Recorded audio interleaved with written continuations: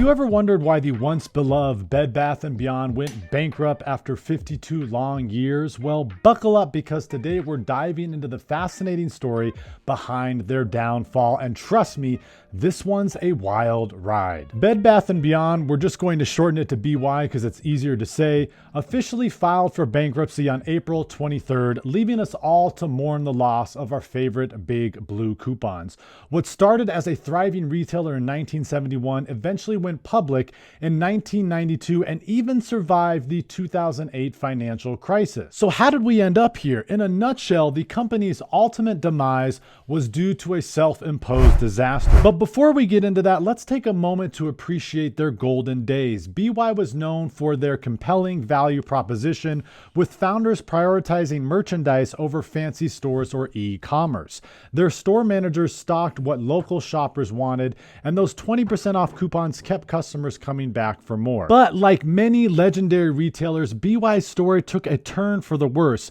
So what went wrong? Well, it turns out it had a lot to do with the arrival of a new CEO, Mark Triton. Before Triton's reign, local store managers had the power to buy 70% of the merchandise, catering to their community's preferences. But Triton revoked that merchandising authority and forced them to discount the beloved branded goods on BY's shelves to make room for his private label products. And guess what? He did all of this without asking customers how they might feel about the changes.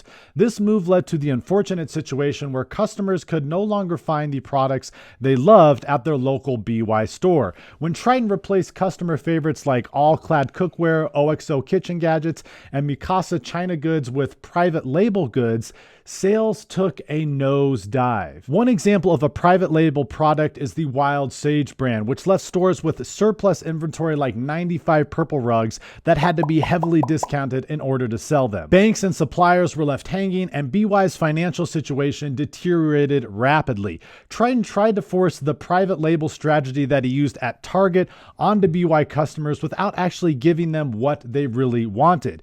You know what they say, different strokes for different folks. Oh, and hey, by the way, if you're enjoying this video so far, please give us a like and hit that subscribe button. It's always great to have more people join our retail loving family. All right, let's get back to the drama. Despite some last-ditch efforts to save the company, like a $375 million loan for the 2022 holiday season and a $1 billion hedge fund financing deal, BY just couldn't pull through. Now, some of you might be thinking, well, they also had to compete with the retail giant Amazon, but interestingly, Amazon's rise in the retail space really isn't the primary reason for BY's downfall. In fact, BY stores full of towels, KitchenAids, and that big blue coupon actually help them stay afloat while their rivals like Sharper Image and Linen & Things went bankrupt. However, Amazon did contribute to the changing retail landscape and increasing competition, which added pressure on BY's already struggling business model. So what can we learn from BY's story? Well, the importance of listening to customers, for one. The company's